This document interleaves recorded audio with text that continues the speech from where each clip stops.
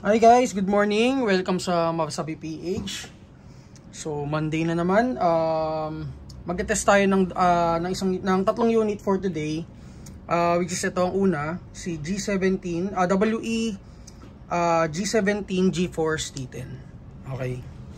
So yan guys, si T10 guys, ang features niya is metal slide with WE custom design, discrete ejector and slide buffer.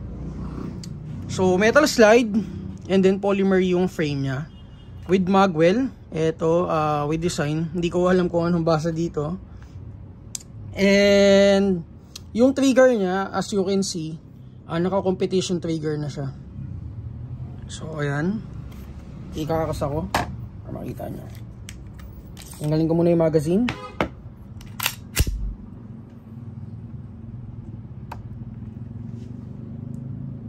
So realistic trigger, function same as real steel.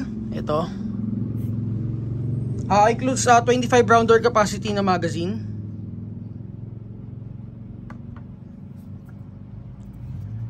So compare dun sa stock na G17 natin, yung mga standard, mas malaki yung base plate nito.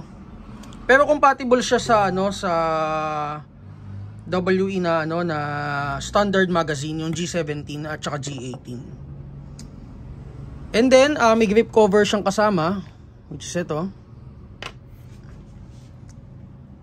And then naka fiber optic sight siya. Ito, pakita ko sa inyo. So rear sight and then front sight. And fiber optic yan.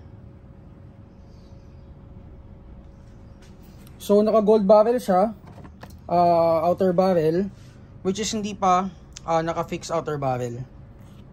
So may WE markings din dyan. So out of the box guys, nasa 300 to 330 fps siya, semi-auto only. So ang version niya ng full auto, which is si Glock 18. So si mamaya magte-test tayo ng siguro mga G34 and G35 para makita nyo rin kung ano yung kumbaga difference sila sa haba ni Glock 17 and 18. So overall length guys, nasa 199mm siya. Yung barrel length niya is 97mm. So overall length, yan, nasa 199mm. And then yung barrel length niya, which is magi-start dito sa half chamber niya, is 97mm.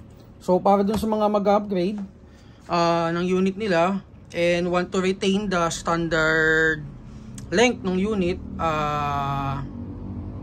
97mm. And then guys, yung barrel niya is threaded na rin. So if you want to put a suppressor and or compensator, pwede. Pero requirement mo is adapter. So meron tayong adapter, slong adapter. So yan, tetest natin siya. And then guys, check nyo na lang yung Google Drive natin. In-update ko na siya, in-update ko siya ngayon for more details. Okay, so iti-test natin siya. Punta tayo dito.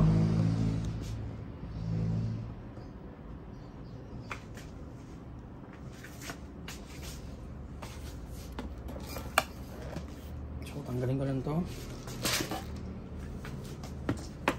So guys, ang kasama niya is a 25 round door capacity na magazine. Para dun sa mga newbie na magsisimula pa lang, ito, mas madali mag-load pag may B-loader kayo.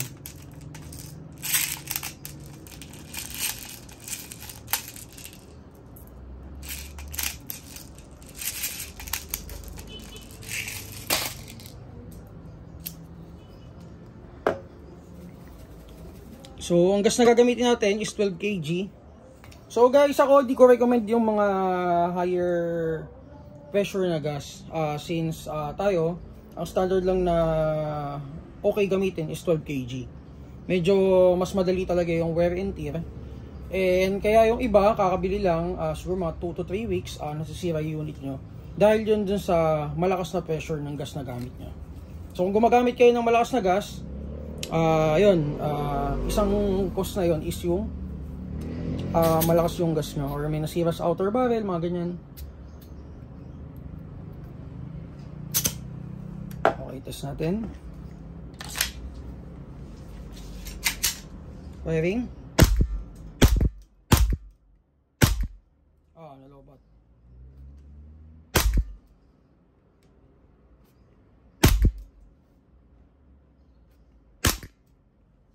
So, try ko siyang i-connect ngayon.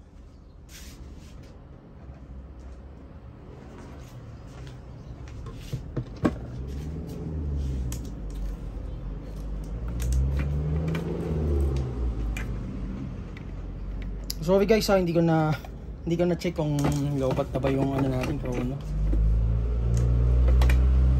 So, ko lang, isaksak ko lang.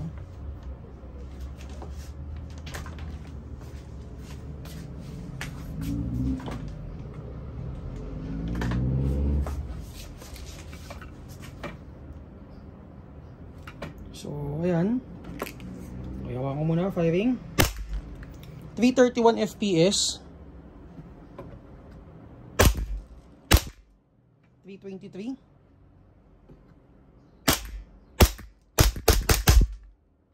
Okay. So, ayan, nasa 300 to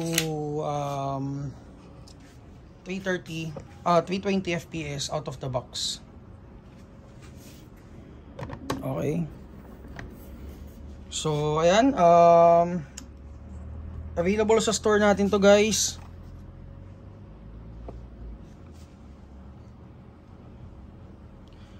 So, open tayo, guys, 9 AM to 7 PM. Don't forget, guys, na to check the Google Drive for details nung item. Okay? So, don't forget then to follow Lazada, Shopee natin for accessories, gears, and other accessories. So, yun. For units, guys, wala tayong, wala tayong items doon. Ang meron lang tayo doon is accessories lang and gears. Okay. So, for checkout, pwede naman COD. Ayun. So, yun. Punta tayo sa dalawang unit na ititest natin. Ayan. Thank you.